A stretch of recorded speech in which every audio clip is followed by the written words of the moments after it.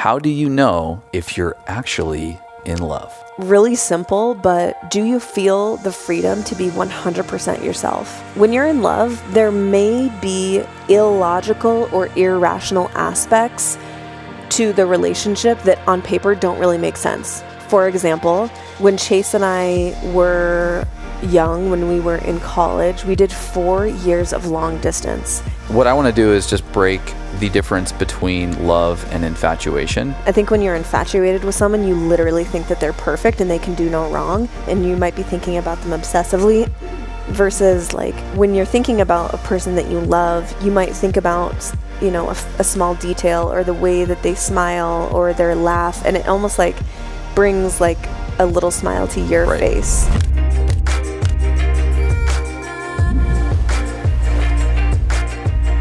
Welcome back to the Chase and Mimi Show, housed under the Medicine Podcast. This is probably the 4th or 5th time we've done this type of show. But without further ado, I'd like to welcome everybody listening and watching to my partner. What did I say? Did I say introduce you to? You said welcome. Welcome to. Well, I'd like to introduce everybody to the beautiful, the shiny, the teeth that sometimes require sunglasses because they're so bright. Wow. None other than Mimi. Thank you. Welcome. I didn't know where you were going with that. I didn't either. I was really just ripping. Yeah. Your eyes rolled back in your head and you were just like channeling. It was a channel. Yeah. Yeah, totally. The entity that is the podcast. Well, we've been up at the lake for 2 months now. Yeah. The longest stint ever. And we have had the fortune of basically water skiing, 80% of every morning. Yeah. 80% of the mornings, not 80% of each morning. 80% of the mornings we've been here, but I don't know, the last like week or so, we haven't been able to ski. Yeah. And it's sort of made us realize, and it allowed an opportunity for you to educate me about this term that's being thrown out there called Bratz. Yeah. Well, it's Bratz season. Did you hear? I didn't freaking hear. The only Brat reference that I know of is like commercials from my childhood about these dolls the weird, that were called like, Bratz. Sexy dolls. Yeah, like teenage Barbie situation. Yeah, no, not that kind of. Well, kind of that. It's kind of that energy. Okay. But I've been hearing from the Gen Zers and from the DNC clips, the Democratic National Convention, of course, clips that it's apparently Brat season. Okay. And, basically Brat is like this energy of I'm better than you and just can't really be pleased. High standards, party girl. I guess it's Brat season. So okay, well, that's what I want in the White House. So, well, I mean, if that's the definition, everybody's a brat who's running for president.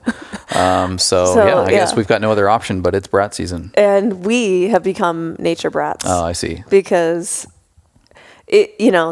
water skiing is one of our favorite activities. It's this beautiful connection with nature in the morning. The sun's on your face. You're basically defying physics and gravity with, this act of pulling against the boat and zooming across the wake and stopping quickly and doing that over and over for a few minutes to the point where you get out and you're just like, man, couldn't have a better start to the day. And we've done it a lot this summer, the most we've ever done, I think. Oh, for sure. Ever. Yeah. And really grateful for it. But we have been so bratty lately because the last week, every morning has just been like whitecaps by like 7 a.m. And you need smooth water to ski well. You can go out there and tow and just kind of mess around, but to actually like cut hard like we try to do, we do, you need smooth water, and we haven't had that. And so I can see how it's turning us into these little nature brats that when you don't get to ski, it basically ruins your day. Totally. Yeah, no, I've been there many a time in the last couple of weeks, but while also appreciating the diversity that is nature and the many personalities that a place like North Idaho gets to showcase, it's a nice little reminder that we get to lean into whatever set and setting we are a part of and find the silver lining and find what's beautiful, even if we can't ski.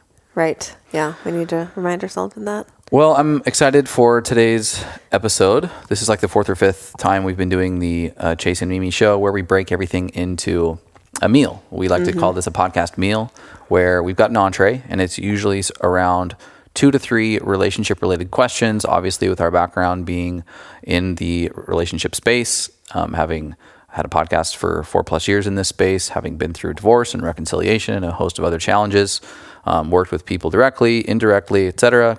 Gotten to learn from some incredible teachers. It's kind of the entree of the show, is a relationship Q&A, if you will. That we receive directly from our audience. Yeah, and everything else is a little bit of an appetizer. This can be funny, this can be meaningful, mindfulness, wellness, humor. It can be current events. It can be something relationship related as well.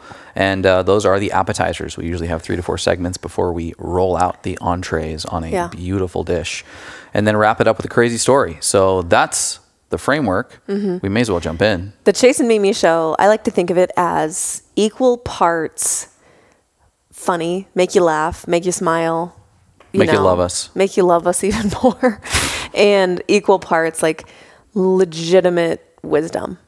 So the utmost wisdom from us. Really on the planet. Yeah. But that's what we're trying to deliver to people. It's like,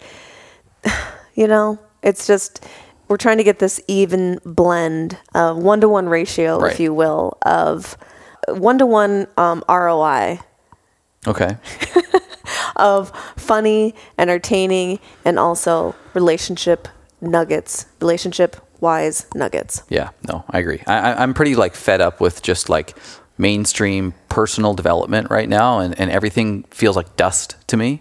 And so I don't want to just completely abandon it, because there's some real, like you say, nuggets housed within this framework of the spiritual development, mindfulness, personal development, wellness space. But it's just gotten really, really icky to me. And so I am trying to take this from another angle to see where there's still meat on the bone, but also let's just have some fun, man. Let's stop taking things so damn seriously. I think it's a Van Wilder quote to reference an early 2000s movie that's if you want to be serious about something, don't take it seriously. Yeah. Or stop taking things so seriously. Seriously. And so let's seriously take this seriously. Okay. First segment of the day. We call this one Subtle Red Flags, where we share the oh fuck whispers from our higher selves that we've been having. We each have a few that we've thought of, so we're going to alternate here. Chase has a few more than me, so we'll just go back and forth a little Subtle bit. red flags in life, number 1 for me is when I open my phone for a purpose. I have a specific intention to open my phone, but then I spend 5 minutes on social media, turn my phone off, and forgot what the fuck I intended to do in the first place. Subtle red flag from life. I do that all the freaking time. I go on to I need to share this on my Instagram story. I'm drinking this lovely drink. Let me go on Instagram and share this. And before I can even get to the point of me sharing something for my life, something on the front page or the search page or whatever catches my eye, and I'm this, dog that's squirrel, and I follow this little rabbit down the 5-minute scroll hole, and 5 minutes if you're lucky. If if it's only 5 minutes, well done, you know. Oh, comedy reels get me. Yeah. Okay. Well, this is definitely a red flag that you need to participate a little deeper into life. When you have no idea what your partner said, so you just chuckle and nod because you don't want to admit you weren't listening. What? When does that happen? No, that's really good. Next one for me. When every choice on Netflix looks, it's not good enough. Even though we have hundreds of options. Yeah. We jump on Netflix, take 30 minutes scrolling through something, and then ultimately settle on some bullshit. Yeah. Fun fact about Chase, you guys, he has an incredibly high bar when it comes to TV or show, movie entertainment. Your bar is so much higher than mine. Don't get me wrong, I like good stuff, but I don't know how many times I've gotten a recommendation for a show or a series, and I put it out there to you, and you're like, yeah, we can try it, yeah. And then we get one episode in, you're like, I hate this, I don't want to watch it anymore. I just know when my soul wants to watch something and when it doesn't, and it's got to really wow me. And it can't come from me. It has to come from you. That's not true. Name one show that I've recommended that we've watched. We've watched a couple good movies. Multiplicity. We just mentioned it the other day. Very fun movie. Okay, well, that was like years ago, but... I've got a few extra for you, so I'll just keep moving on mine, and then I'll pass to you. Okay. Next subtle red flag in life for me. When I miss the toilet peeing because I can't not look at my phone for those seconds while I'm urinating. That's sad. I mean, I don't have that problem. I don't ever miss because I'm sitting. Right. But I definitely, like, if I have my phone in the bathroom, I sit much longer than I need to. Subtle red flag. Yeah. When you show your partner a really funny video and they barely laugh, which makes you legitimately sad or even angry. Like, my thing, when I'm like, oh my gosh, I know this is going to make Chase laugh. And I get like real joy out of making you laugh or showing you things that make you laugh. And then you either say you've already seen it. My body becomes depressed. Or you're like, and I'm like, that wasn't hard enough. Well, I would imagine that the algorithms of the world feed us a lot of the same stuff. So the chances are pretty high. I can definitely do a better job. But I also feel like it's inauthentic for me to be like, like laugh super hard and be like, I either don't think that's funny or I've seen that before. I know. So I'm just trying to be authentic, babe. I love you. I know. Yeah. This is another red flag, unique to maybe me, but I'm sure there's others out there. When I can't recall or count how many hits of cannabis I've had. Yeah. And I've cut back my habit, significantly. But there are eras of life, seasons of life, especially high stress, where I'm like, damn it, dude, it's like 9 o'clock. I've been, hitting the bag for a couple hours here, and I wouldn't be able to tell you how much I've consumed. I wouldn't even call it a habit right now for you. No. It's like very minimal. No. In this little cup, I have my favorite way to enjoy MushyLove, which is in combination with cold milk. We drink raw cow's milk, and I put it about 8 ounces of milk in with about a scoop and a half of MushyLove. That combination, like the cold version of MushyLove, tastes like liquid graham crackers. Like, I shit you not. If you don't know yet what MushyLove is, it's our mushroom elixir with 500 milligrams of chaga, which is amazing for gut support. They call it the king of mushrooms. And then 500 milligrams as well of tremella mushroom, which is the beauty mushroom. And she is most known for holding 500 times her weight in water. The more hydrated we are, the more plump and dewy and fresh and young our skin looks. Plump and dewy. For MushyLove, go to getmushylove.com and you can use the code MEDICINE for a nice little discount that we only give to our medicine podcast listeners. Okay, last one for me. This is just like sad and a sign of the times. When you recognize someone in public, but you've forgotten their real name and you can only remember their IG handle. Yeah. Like if you go to introduce someone and you're like, this is Brat Girl 90. This happens in our circles a lot because so much of our community have pretty prevalent social media handles. And so like our friend Leanna would be like, oh, it's the gem goddess over here. Like my friend Melissa, shout out to Melissa. I still don't even know her last name. Melissa Fit. I think it's Melissa Jane Fit. Like I think of her as Melissa Jane Fit. And that's her last name, I think starts with an R. Yeah. When you were Mimi Fit for a while we're good too. friends. And I'm just like, it's sad. Yeah. I wish people would start calling me the Chasen one. My 2,000 followers. Yeah. Please. Okay, my last couple for me, I'll just rip these off. If my eyes have seen more screen light than sunlight before 9 a.m. Yeah. Red flag. Red flag. And then when I can't pay attention to a conversation because I saw an email or a text come through my phone, where I'm like, the eye contact is still there, but my brain has completely left the environment and is in digital land of like, what the fuck could that be? You're already like formulating your hate response. myself. Definitely subtle red flags of life. Totally. Next, appetizer. This is called Clip of the Week, where we take a bite out of the content made by some of our favorite teachers, creators, and friends. And this week's is none other than a bite out of one of the greatest teachers ever, our favorite teacher, Mr. Paul Chek. This video is called Balancing the Only Two Forces That Exist. And this is from the Know Thyself podcast, which came out a couple weeks ago. It's a huge podcast. Congratulations to Paul. And it was one of his best interviews ever. Like the YouTube comments on that video, people are freaking mind are blown. Yeah. Like they've never heard of Paul Chek or seen Paul Chek. Like his demographics, I think, a little bit younger than what his audience maybe Know is. thyself's demographic is a little younger than. And so they're getting, some exposure to the Paul Chek wizardry. Yeah. And their freaking tits are blown off, dude. All right, let's tune in.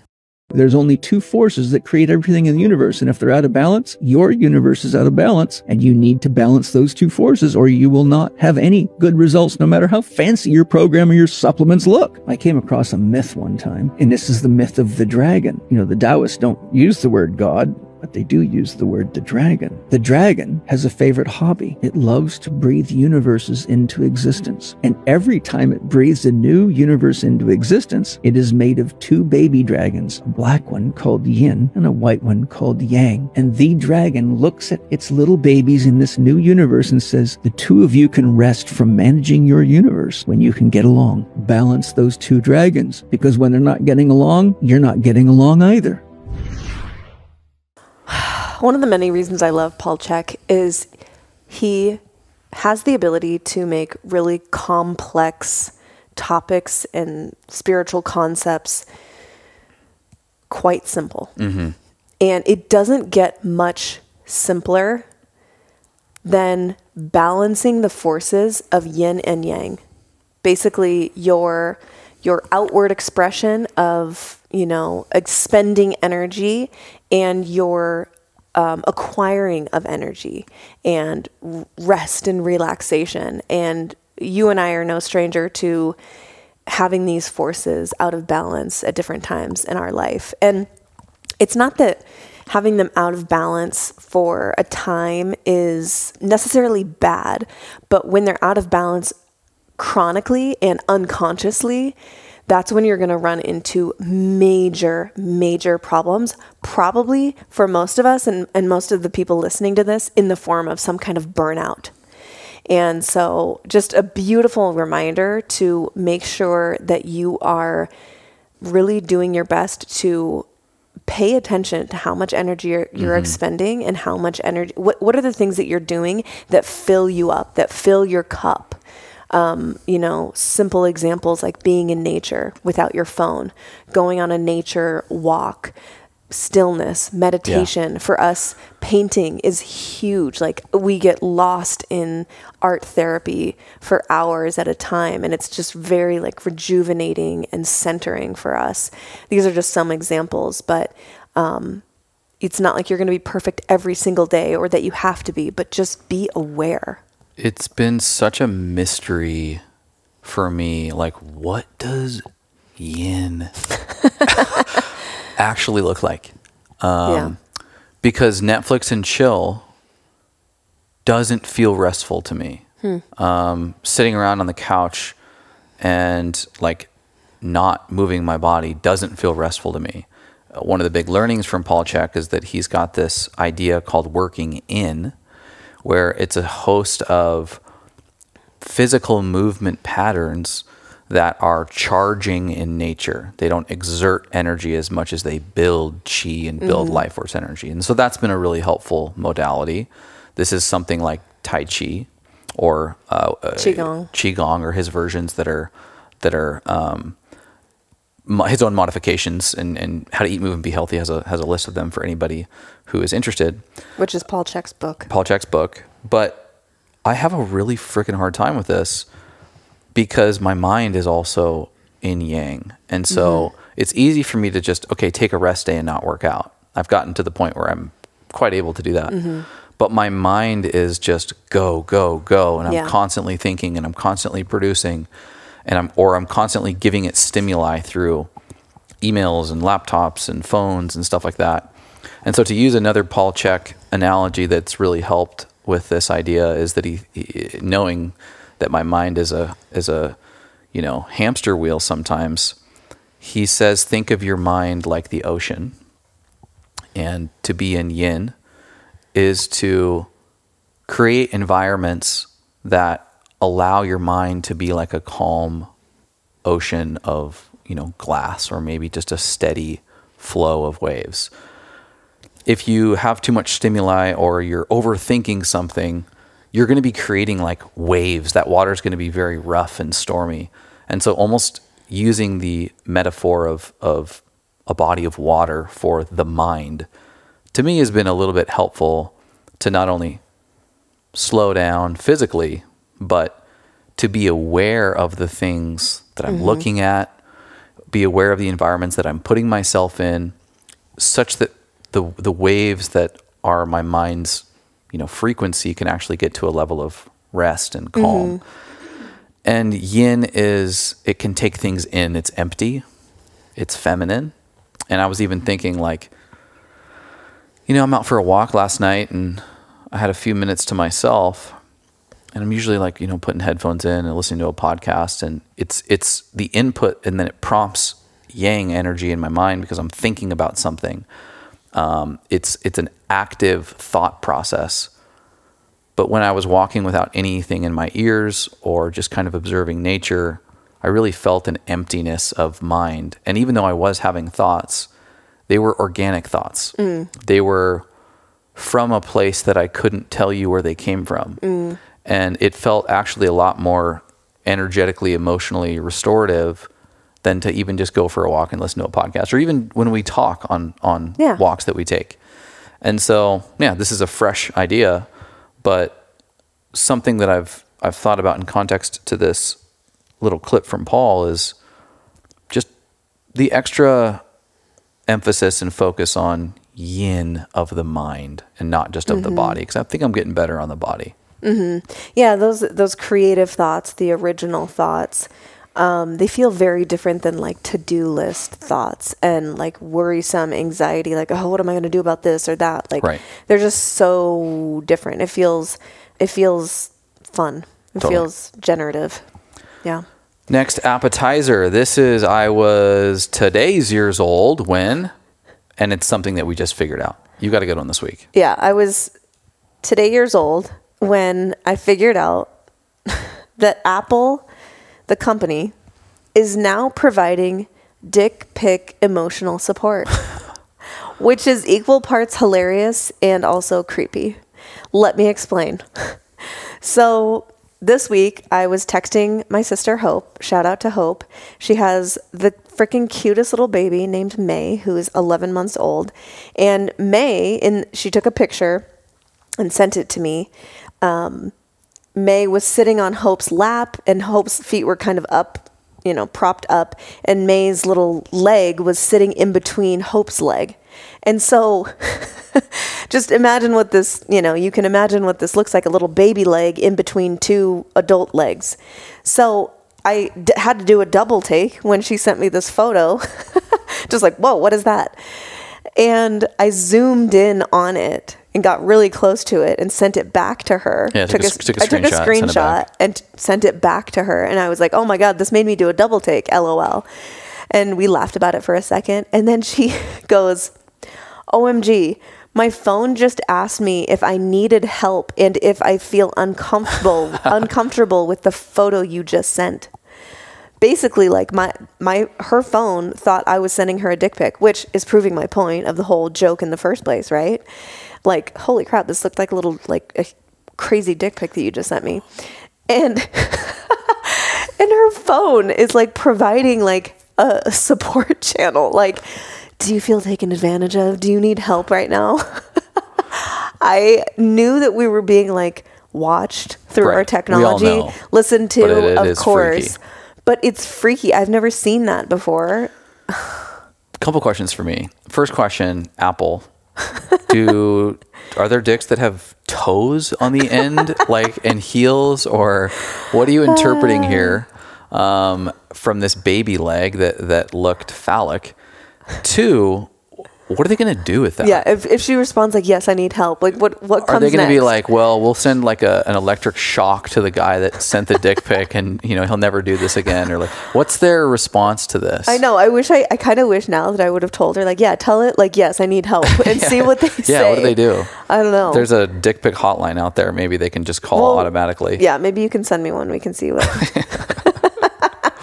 All right. So be careful. Be careful in sending and receiving things, because they're really looking and they're really analyzing. And I guess the bright side is that if you are a single woman or whoever and you receive one of these unwanted, that I guess Apple has your back a little bit. Apple has entered the sexting chat. All right, last appetizer before we jump into our relationship questions is Cringe Corner, where we showcase one clip, bit, or quote that makes us want to put hot sauce on our eyes, bite down on aluminum, and step on a Lego just for relief. And this one this week comes from one of my favorite social media accounts, Healing from Healing, where they like to showcase some of the most ridiculous of the spiritual development, some of the religious content that's out there. And this one is a nice little clip, which you'll have to jump on YouTube and watch the video of a church service and some of the, what you might call worship team dance experience. As we move with God, His power lies within, giving us the strength to conquer and to win. We've got all the enablements His love and grace provide. Now we put that truth within our hearts and walk with all God's might.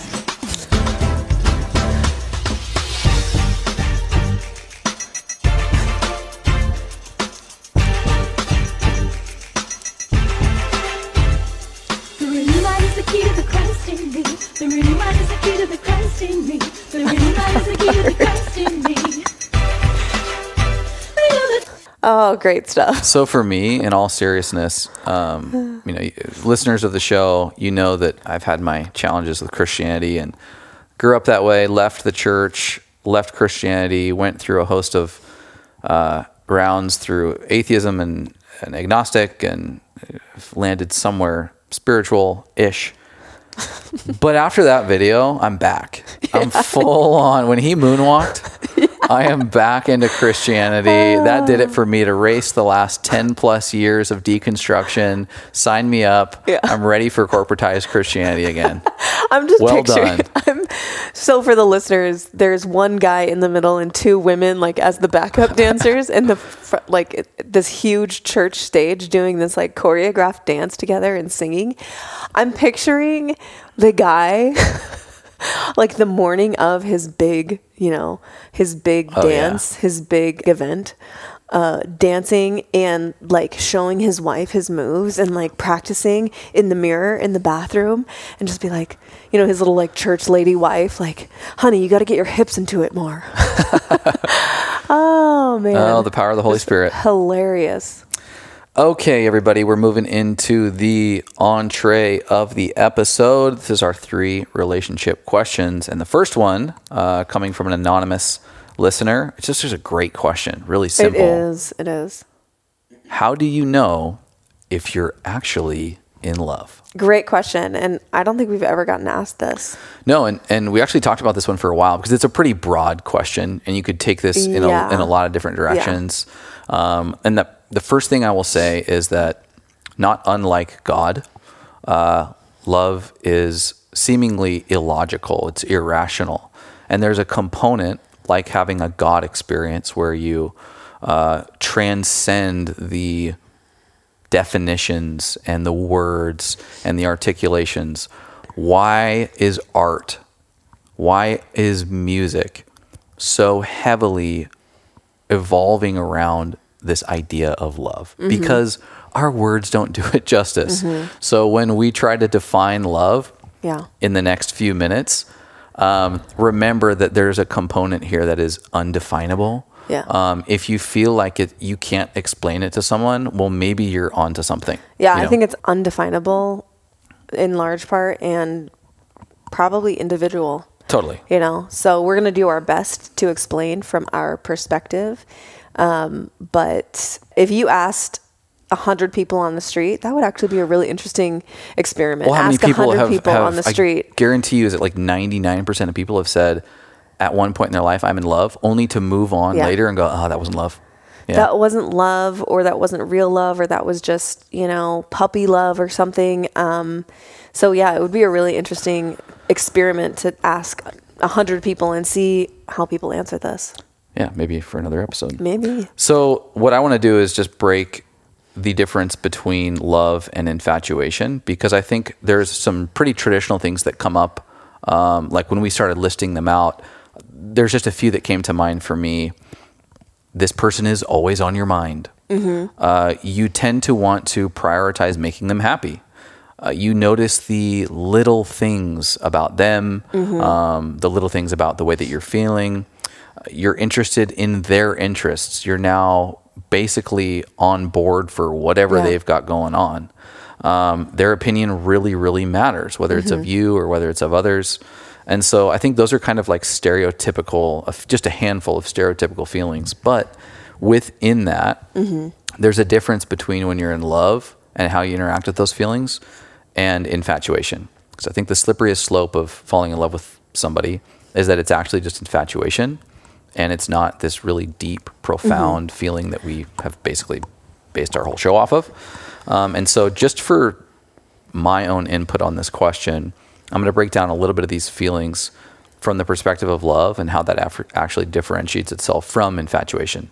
So when someone's always on your mind, infatuation might look like you're constantly thinking about them, but it's obsessive thinking. Your thoughts may be consumed by fantasies or idealized images of them, focusing more on maybe the way that they look or the excitement that they bring into your life. Love would be that they're on your mind in a more balanced way. While you think of them often, your thoughts are more grounded and they're actually realistic and practical. You're appreciating their strengths for sure, but you're also, as they're on your mind, thinking about maybe the flaws or maybe some of the challenges that would be in this relationship. Yeah, that you know that they're not perfect. I think when you're infatuated with someone, you literally think that they're perfect and they can do no wrong. And you might be thinking about them obsessively versus like when you're thinking about a person that you love, you might think about, you know, a small detail or the way that they smile or their laugh. And it almost like brings like a little smile to your face. And you're, it's not like, oh my God, this person is so perfect and they're my number one, and you're writing their name and you're signing your name with their last name. Like that's a little obsessive. Yeah. If you're like putting yourself in the position of like characters in movies, like, you know, on the front of the Titanic, like holding her over the bow of the boat, like maybe that is where you're at a space of infatuation. Prioritizing their happiness. Okay. Infatuation would look like you're prioritizing their happiness, but it's driven by a desire for validation or reciprocity. So I need to prioritize their happiness in order to validate my own feelings by their reciprocal reply, that they would do that in return for me. And that there's a strong need for the attention that you would get from prioritizing their happiness. There's almost this like anxiousness if they don't respond to the things that you're doing.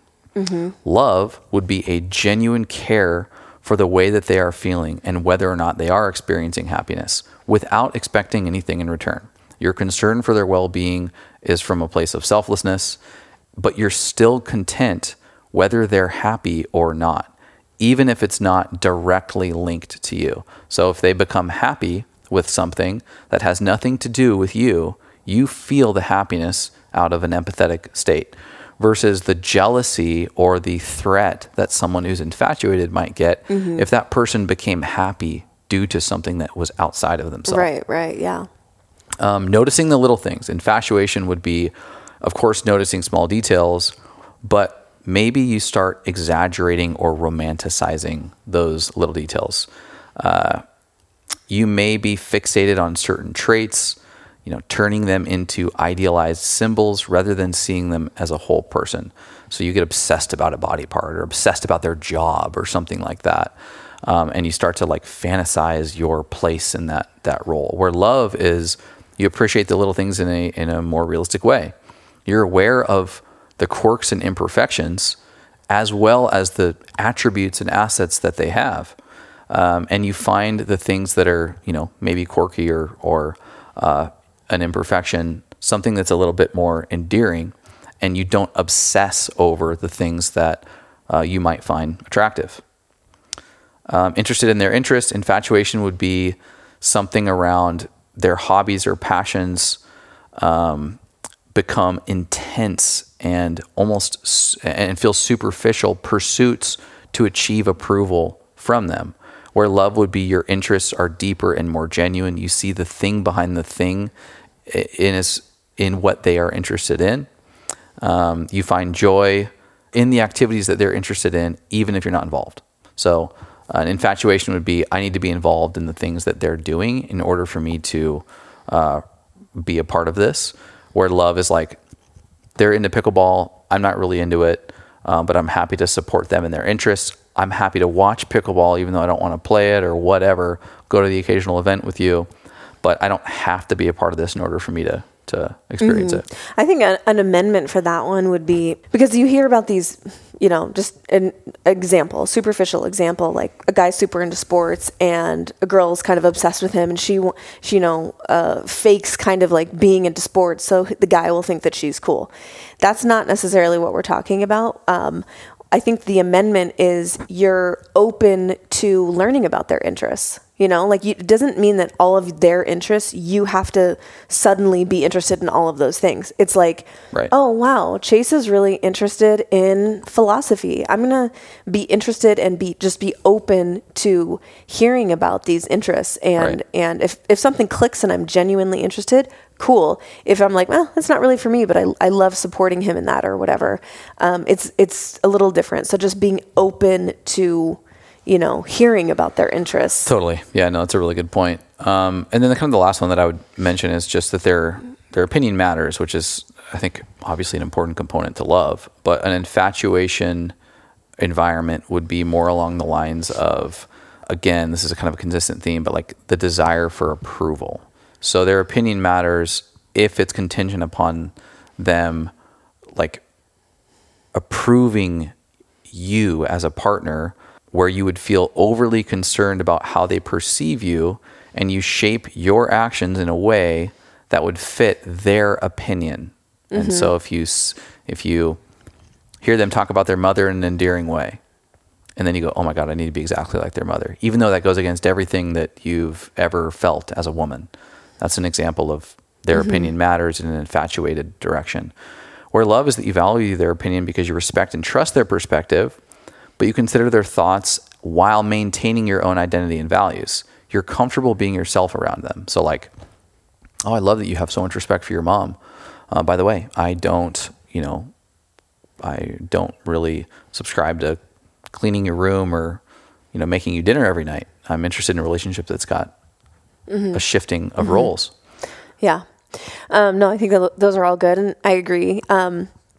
With all of those, I think some of them can also apply to like just general love, like with even like a friend with a friend, right?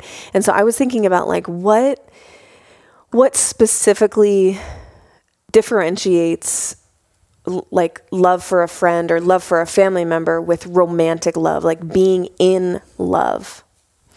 And so the things that came to my mind was like, even when the times where you feel like you need to be alone, like you need alone time to recharge, you can still do that with your person and it feels just as nourishing. They're not taking anything. Speaking of yin and yang or yin and yang, they're not necessarily taking anything from you. They're adding to the experience and it feels just as nourishing as if you were having alone time. I can't say that with every one of my friends, honestly, that exists, but it always exists.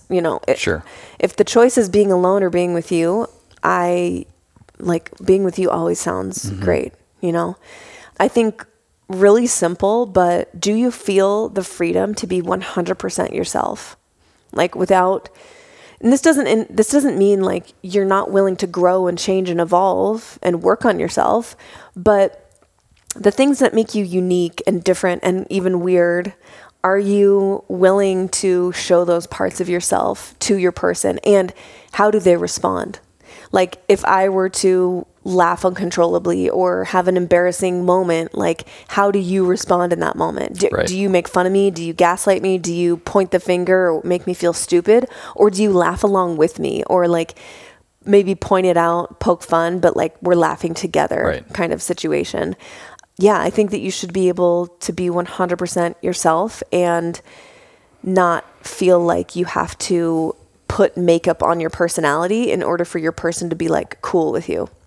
If you can see yourself working through your own shit and your combined shit together with this person. I think that that's a really good sign that you're probably on the track of being in love or loving this person. Relationship, it's like, even when you find the person that you love, that's just the beginning. You know, it's like, I think a really good sign that you've found someone that you can spend a good amount of time with, or even, you know, long term, maybe even marry, be in love with, and continue to feel that love, is that you're both committed to working on your shit together. That's just, huge. It's just absolutely, it's like a core tenet. It's a core value.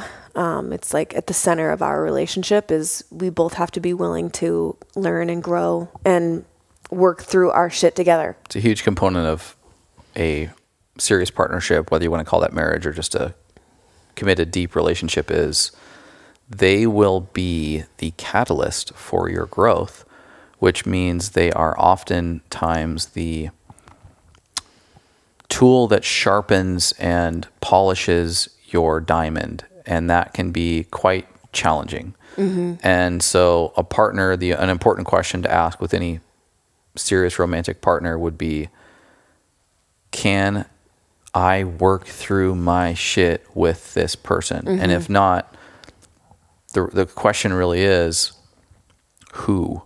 You know, because that's not going to leave you. That's not going to be a part of, it's not going to be a part of any relationship that's serious. You can have flings and fun times with people that are short in duration, but eventually your shit's going to pop through, and they're going to need to be able to handle it. You're going to need to be able to talk to it with them.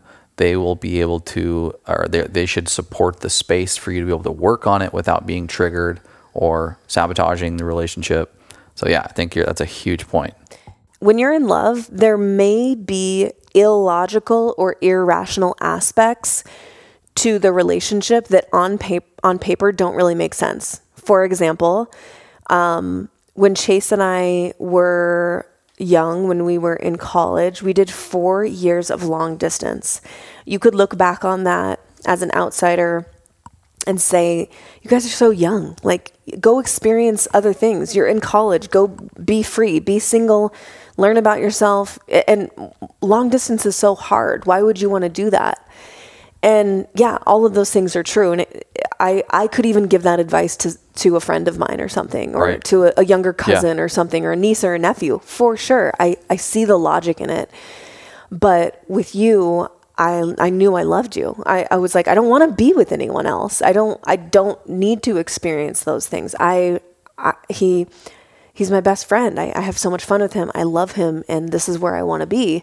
I think another example is when we got back together after our divorce. Like, no logic there. It did not make sense on paper. In fact, it wasn't even in my mind as an option because it didn't make sense, right? But I couldn't deny how I felt around you. I would have been a very sad shell of myself had I experienced what we experienced and said no to it because, what are people going to think? You know, so I'm not saying that if there are parts that don't make sense that it's automatically love, but love transcends. It transcends logic and reason and rationale sometimes. And if there's an aspect like that to the relationship that you can't really explain on paper, it doesn't really make sense, but you feel it, not like in your sex organs, but in your intuition, in your gut, and in your heart. Yeah. I think that's a good sign. Yep, 100%. And the last two, I'm going to do rapid fire here. They're kind of funny, but they do apply. I know I love you. I know I'm in love with you because I'd rather smell your farts than anyone else's. It's true. Like, if we're in a room and I smell a fart, I'm like, oh God, sick. and then like ask Chase, like, did you fart? And you say yes. I'm like, okay, thank God. I'd rather smell your fart than anyone else's. I would say the same. That's actually a super underrated piece of advice here. And the last one is like, I know I love you because nothing on you is gross to me. Like, Boom. I could Done it. lick underneath your toenail and it's not gross to me. This swollen mosquito bite that I have on my lower leg right now. If you need some saliva, just let me know. Wow. Thank you. Very hot stuff. I hope that's helpful to Yeah, no, it's really good. this person. Really good. Okay, next question. This is another anonymous question. My boyfriend and I have been together for 15 years, high school sweethearts. We know what that's like. I love him and do not want to leave him, but I have taken some small trips with girlfriends lately, and the space away from the relationship and feeling of adventure was exhilarating. I have no intention of breaking up with him, but I do want to experience what it's like to be my own for once, to be on my own for once. How do I do this, and how do I tell him? This is a good question. Yeah. You know, I mean, we get it. We were high school sweethearts. We had many adults in our life who were telling us, like, you know, you're too young to be this serious. And I think the thing behind the thing there is that you can get, you know, into your 20s or 30s and have the feeling like, I didn't get to experience much of life without this person. How do I know what I'm missing? Like, yeah, I mean, if you've been with this person for that long, you don't know what it's like to be on your own. So yeah, we definitely have some thoughts here. You wanna start out? Well, I just think that getting into a young relationship, a young serious relationship, when you've been together with someone, it's really hard just to, it's going to have challenges. Like, you're going to change a shit ton. We've talked about it a ton on the show. We've been together since we were 15, 16 years old. And especially in your 20s, you're trying things on for size as it pertains to your identity, what you're interested in, who you are. And the tough part about being in a serious relationship is that those changes impact the other people negatively, positively, but a lot of times negatively. And a lot of times when you get together at a younger age, you're not complete people. But those incompletions sort of fit like a puzzle piece.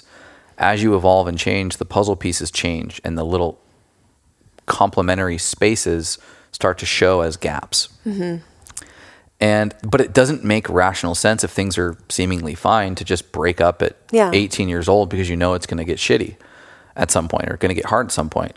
And so, like, I totally understand. This is just difficult. But we also didn't have enough insight and awareness into probably the necessary changes that we probably should have made in our relationship to prevent or solve some of those issues that manifested in a pretty brutal situation that led to our divorce. And so the thing is here, and I don't have the perfect recipe for this, but I do believe, and I hold on to the idea that you don't have to ruin those relationships just to, like, figure your shit out and get some independence. But you can set up through probably structure and a protocol or a practice, some containers for experiencing autonomy and independence and just space. Because we just need space is what we do. We need space to grow and change and evolve. And I think that can happen with two partners that can have some consent around maybe the individuation that needs to take place. So to feel adventure, to feel freedom, I don't think you need to break up, which this person's clearly pinpointed. But you are going to want to spend some time identifying whether this change of pace is going to potentially impact your partner or not, and what boundaries you would need to set. So just to use an example, if dude girl wants to have more time with the girls, maybe that includes a host of activities, but maybe not Vegas and, you know, Thunder from Down Under or whatever. If that's crossing the line of comfort for her partner, maybe it's more coffee dates and less late nights at the bar. And so there's just probably some boundaries and some articulation that needs to be set as far as how this can go successfully prior to even having the conversation and approaching it with this guy of being like, hey, this is what's really important to me right now. And I think you can articulate all the things that we've already talked about around. We have to make sure that we individuate a bit before we just commit to the long term. Otherwise, these things that we haven't exercised to some degree will manifest into something more troubling, more traumatic as the relationship evolves. So that's kind of where I'm headed. Yeah, I mean, one thing that we have said multiple times, probably on this show, but definitely just in our own conversation in life, is how critical I think it is we think it is for people to live on their own at some point in their life. Yeah. So like, I think she's touching on almost like an innate skill, like an innate need to understand a skill of being on your own, living on your own, sure, providing for yourself, making your own meals, cleaning up after yourself, entertaining yourself, having quiet time just in your own thoughts. Like all of those things are real life skills. Mm-hmm. So I see that and like acknowledge it, that like that's important. Again, it's just like between a rock and a hard place where it's like, well, I love this person. I don't want to break up at all, but like I want to experience what life is like on my own. And I think, you know, my advice is really simple, which is keep doing what you're doing. She talks about going on these adventure type girls trips or whatever, doing some travel. I think keep doing that. And, you know, maybe it's a girls trip or maybe it's a solo trip. Like plan a 3 or 4 day trip or whatever. I don't know what this girl wants. Maybe she wants to be gone for 2 weeks. I don't know.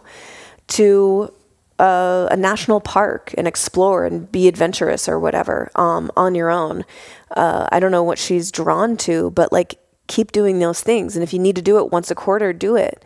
And I think the way that you tell your partner is, really gently and like lovingly explain, you know, some of the things that you did. It's like, I love you so much. I know I want to be with you, but I also am like looking at the logistics of our relationship, and something that's important to me is to understand how to be on my own. I don't know why it's coming up for me, but this is authentically me sharing my heart, where I'm getting this nudge to be on my own a little bit more while still being in relationship with you. This isn't about finding other partners. This isn't about going to Vegas with the girlfriends and wilding out. This is about me learning how to be independent on my own for whatever reason. That's where my intuition is nudging me. So keep it in your experience. And also I think at the end of the conversation or somewhere in there, like encourage him to do the same. Like if he wants to go on a guy's trip or, you know, be a part of a men's group or do something to individuate himself, I think that that's really important too. Like, absolutely. Don't just say, I'm doing this. Say, I think it's important for both of us to establish independent, autonomous interests in life separate from each other. That's a good call. So I think that could be really helpful. So it's not like you're just making a demand list, like I need this or else. It's like, this is something I think that would be good for both of us. Yeah. Really good call. Love it. All right. Third question. I can read this one. It's kind of a longer question. And it's kind of a toughie, but here we go.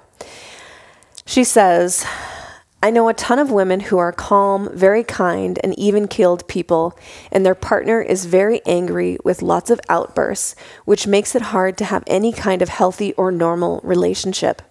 It seems like a lot of men have trouble expressing any emotions other than anger, and therefore do not provide a safe environment for their woman, who just wants safety so that she can be in her feminine and they can be calm and happy. What can men do to fix this within themselves? Is therapy the only option? My husband saw a therapist for this a couple years ago, and it wasn't really that helpful.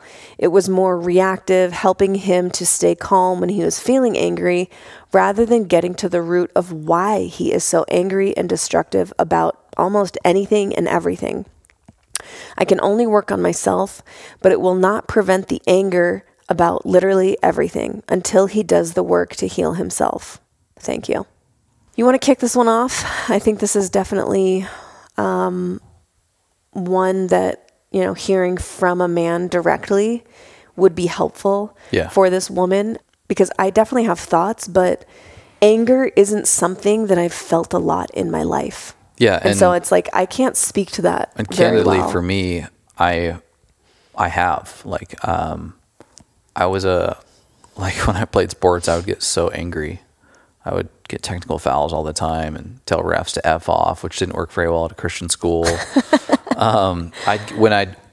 My household, as much love as there was in it, there was a lot of hostility at times. And as a teenager, my hormones were raging, and I would yell and it was very strict scream, too, and so you were just completely out of control. Video game goes wrong, you throw the remote. That happened once or twice, and screaming matches with my parents and stuff like that. And then into my adult life, into my 20s for sure. And for me, it always came from a place of fear of failure or incompetency. And it was because I had not gone through a proper maturation process as a male, as a man. Our culture lacks rite of passage. And so much of that rite of passage is facing fear and overcoming fear to some degree. And that the process of overcoming just anchors in a level of maturity and fulfillment that you can ride the wave on into your adult life pretty hard. And in the modern culture, we don't have that for men at all. It's a huge, huge problem. And so that's kind of the first point, is just that, like, dude, I totally know. I totally get it. Two, I think it's also weirdly a good sign.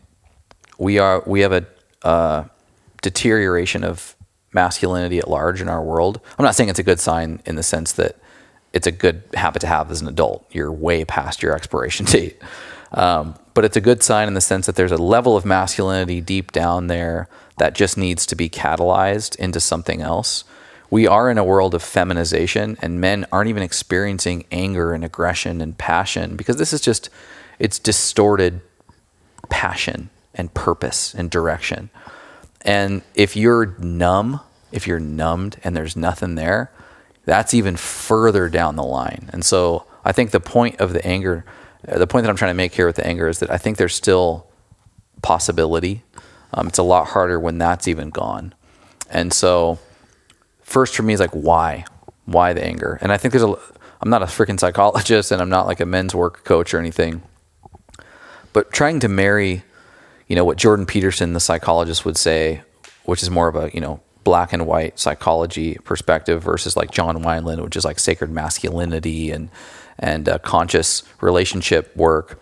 There's a few things that come to mind as to why this individual might be angry, in addition to the fact that I think that in most cases there's a lack of this proper passage through hardship and challenge and the development of an ability to overcome hard things. And so without that lesson being learned, without that being wired into your system, you just throw a tantrum.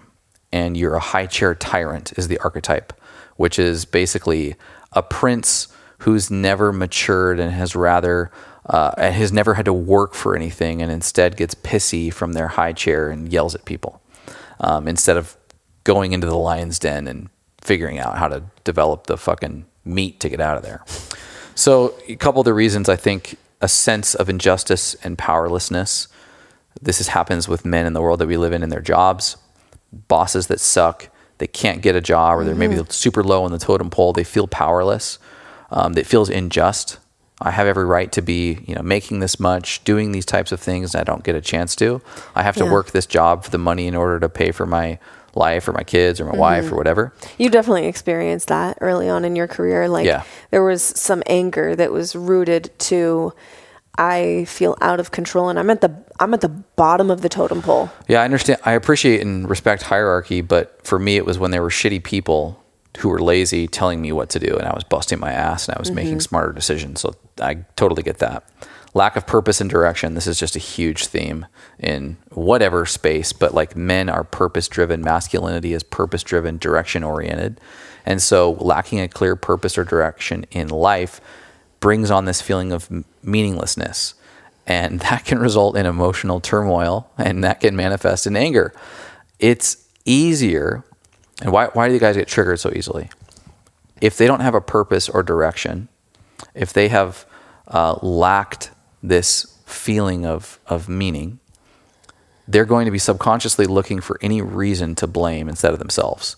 So when something triggers them, like their partner or even their kids or something in their life, that all of that built up content for what has happened and the lack of meaning that they have just gets funneled into that freaking thing or that purpose or that person. And so I think that a lot of times if you've got your eye on a prize, you're less impacted by little inconveniences because you can take it because you're so damn sturdy. What do you do with that? If any of this resonates, and you at least know a little bit as to where this comes from, what do you actually do with that? I think that, well, I guess I'll say one more point, and this is more of like the John Wineland space, but an inability to be vulnerable and experience emotions because of the programming that men went through, especially older men, maybe millennials and above, like be tough, don't cry, don't be vulnerable, don't express the way that you're feeling. That is impossible to walk through life without. Otherwise, it will manifest into these distorted versions of anger. And so, like, if you haven't cried about things that make you emotional and you just bury it, it's going to fester into something aggressive and scary. Yeah, I think of just a quick interjection here. I can't remember where I heard this from, but it was a Jordan Peterson type character or discussion where he talked about the reason why men are so angry is because they are taught that they can't be afraid. Right. So then that gets warped into anger. Similar to like, I hate being scared by people, like jumping out and scaring me. And I have literally told you, like, if you scare me, I'm going to swing. And it's not because, oh my God, I'm mad at you. Yeah. It's because I'm scared. And my reaction, my gut reaction is to get angry when something like that scares me. And it's probably for me, it's a defense mechanism, like when you feel like you're, threatened.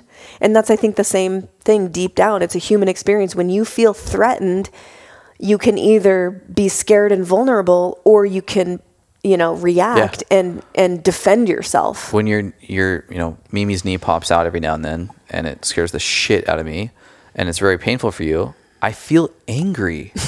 I want to get angry at something. Yeah. And that's it's so funny how that's the programming is like, what can I get mad at? Yeah.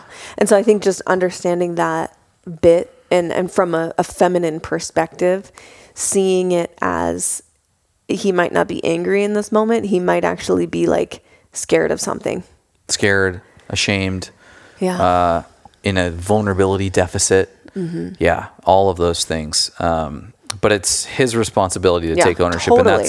And that's where I'm at now. And just to rapid fire, what do you do? How do you do this without therapy, which, depends on the therapist, really. Right. And if you're working with somebody like John Wineland, I'd be pretty confident in your ability to move through this.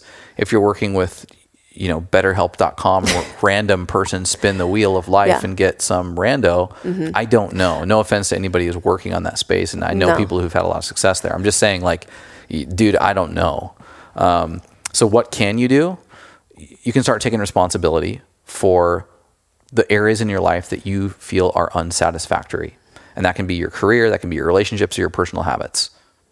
Follow that up with making meaningful goals in those spaces. Here's the kind of work that I want to do, put a timeline on it. Here's how much I want to make, put a timeline on it. Here's the health goals that I have, put a timeline on it and an action plan, et cetera, et cetera. Here's the improvements that I want to make in my relationship, and then give yourself a timeline. Engage in physical exercise. It's free, it's available, and it is scientifically proven to make you feel way better. You're charged up about something, go throw some heavy weight around, you'll feel better. Guarantee it. Do some deadlifts. Work on your communication skills. So much of the frustration that men feel is an inability through their vocabulary to explain the things that they're feeling. So they just go, fuck you. Instead of saying,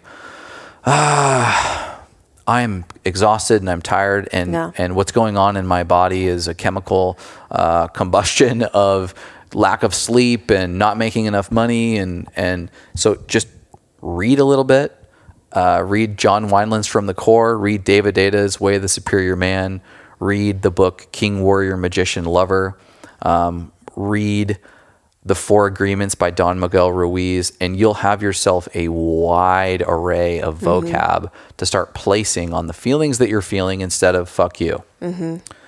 Cultivate emotional intimacy. Where do you feel safe enough to share what you're feeling without getting charged up?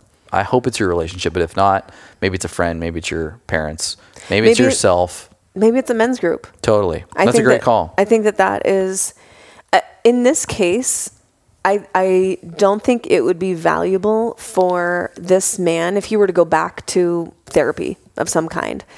I don't think it would be beneficial for him to work with a woman.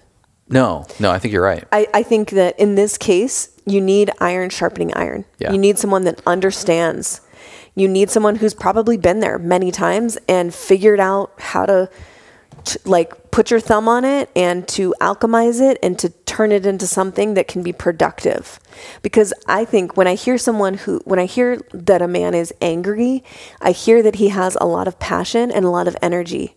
And those are two great things, but it can be alchemized towards anger or it can be alchemized towards, creating something. It's a great point. And I think that talk therapy has its place, but for some guys, like I'm a talker, I probably wouldn't mind it. But some guys don't really want to talk, or maybe they don't want to talk yet. And they might need to go out into the woods, go for a big hike, be around other men, masculine practices like in men's work. Ben Goreski, who we've had on the podcast, is a big time men's work guy. Mike Salemi, who we've had on the podcast, he takes people out into the wilderness, and you're doing breath work, and you're doing physical activity, and you're exerting yourself, and then you're coming together with men to, if the space and the setting is right, talk. Those types of settings are incredible. Jared Picard, who we just recently had on the podcast, Be Here. He's got a group called Be Here Man. They do a once or twice monthly call where they really connect on a really deep masculine level. Jared Picard, his brother Jason, who's been on the podcast multiple times, doesn't have a men's group, but the Abundance Archetype is a community that I participated in for a year that's very much centered around balanced masculinity in a lot of ways. Paul Chek's community, Spirit Gym, going to a Paul Chek workshop up at his house, you'll be exposed to balanced masculine men. So finding yourself a community, and even if it's just one or two people in your life that who is a balanced, sound man who doesn't have anger outbursts. Just have a conversation with them, spend a little bit more time with them. And the last thing I would say, this is very much a John Wineland thing, but masculinity is not about being like a sword and a warrior as much as it is about having the capacity to hold space and to be a container. Life is chaotic. Your relationships are crazy sometimes. If you're a family and you're a father, you've got chaos. Your role is not to just come in there and discipline the shit out of everybody and yell at everybody, and that's not how you are defined as a man. It's about holding the space of that chaos, being the container, ensuring that even though things are crazy, it's going to be safe, and choosing with precision when and where to set boundaries. And that's not just a bull walking into a china shop. I use the analogy a lot of times. Men tend to think that masculinity is like being a blacksmith, where you're sharpening iron to become swords. And it's actually a lot more of the artist that is like a potter with clay, and you're using your hands to support and contain the art itself, to allow it to function and manifest in a way that is with freedom. It's less about just beating the shit out of something until it's sharp enough to be effective. So, that's kind of a dump of things that come to mind for me on this question. I think to wrap this up from me, I would say it sounds like he is interested because he's already been to therapy before. So he is interested to some degree in changing, in evolving, in becoming better, right? If she was saying he won't even admit that he has a problem, that's a different story. But it sounds like he's willing to work on this. I think the best thing for a man who has excess anger is not to go to talk therapy and work with a random therapist. Right. I think it would be beneficial for this guy to get in a circle of men, whether that's 5, 6, 10 men that can say like, dude, I know how you feel. And your woman deserves more from you. Yeah. Like She deserves to feel safe in her home. Right. For Currently, sure. she doesn't. And I can tell you as a woman, any man that is angry around you, it is so unnerving. We are taught that that is a threat to your, like, you could kill me with one hand. So being around that, like an angry man, is so terrifying for a woman. So, like, she deserves more. She deserves more from you. And, you know, she also has to take ownership for her part, because if she's communicating or doing things that she know pisses you off, and she's like, this is your deal, I'm just doing me, you need to figure this out. It's a partnership. Yeah. You can figure it out together. But if I were to advise this guy, I would say get into a men's circle. See that men's work is not fluffy, airy-fairy, head up in the clouds, talk therapy. Right. It is masculine. Sure. Like, it's literally chest pounding kind of stuff. And I think that we have a plethora of men in our circle that could help this guy in some way, shape, or form, whether that's through books or online groups or physically being in a men's group. So I'll put these names in the show notes. Ben Goreski, Mike Salemi, John Wineland, and Jared Picard and Jason Picard would be wonderful resources for this guy. All right. Really good. All right. Last segment. This is the dessert of the meal. And this is a crazy story that I have not heard yet. That is true. And I'm very excited. This one comes from Reddit. Someone sent this one to me, and it's funny. I, 20-year-old female, was dating this dude, 23-year-old male, for a few months, and we were getting on really well. Then we both ended up having to move for our jobs at around the same time. He wants to try long distance, so we do. We call most days, and we watch movies together in our off time. The time zone's messed up a little bit, but it wasn't too bad. Out of the blue one day, he just says he doesn't want to be together anymore. I'm like, okay. I was a little blindsided, but it wasn't a big deal to me, so I said, sure. So I started going about my normal life again, hanging out with friends, the normal post-relationship stuff. But after about a month, he begs, like absolutely begs to get back together. Movie-type stuff. Sending me flowers, sending me flowers at work, sending handwritten cards almost daily across thousands of miles, and even bought me a ticket to fly out to see him. So I'm like, okay, whatever. I'll go on a nice little trip and see what he has to say. Worst case scenario, I'll just fly home right away if things get bad. So I got a ticket for 2 days, and because I figured I got a ticket for only 2 days because I figured I could just head out if he was being a dick. He picks me up from the airport and is basically how it used to be, just telling me how much he missed me and how he regretted it all as soon as it happened. And it was just the biggest mistake of his life, the usual. So we stayed at his family's house because he's like, oh, please don't get a hotel. I already feel bad enough about the whole month. Just stay with us, which I'm like, okay, 23 years old, he's living with his family, but I guess that's fine. And I just thought, hey, free room, I guess. Everything is completely fine for the first few days, and then I get this alert on my phone, and there's a hurricane warning saying that they're pushing my flight back for 4 days later. I'm like, oh, crap. I need to get back to work. I only took like 3 days off. When he gets back to the house from his work day, I tell him about the hurricane that I need to get back, and he goes, oh, I know. We already started boarding up the windows. I was a little freaked out, but not too much because I guess that's normal for big hurricanes. However, the next morning, he shakes me up and wakes me up and tells me to come to the living room. I was like, okay. When I do, it's him, his 2 brothers, his sister, his mom, and his dad. People I have only met on this one instance, having been at their house for a couple days. They sit me down, and each of them reads a passage from a binder listing out why we shouldn't be together and why I need to move on. And right then and there, he breaks up with me in his parents' house, in front of his siblings, in the middle of a hurricane where the power is out. Oh my God. Then, because of the hurricane, I am stuck in this house for 4 more days with these freaks. One of the most psychopath situations I've ever been in. The story doesn't get worse from there, but I had to handle this for 4 straight days and had to post about it. Oh my God. What the fuck, dude? He begs her to come visit and then is presented with a bunch of, like, what?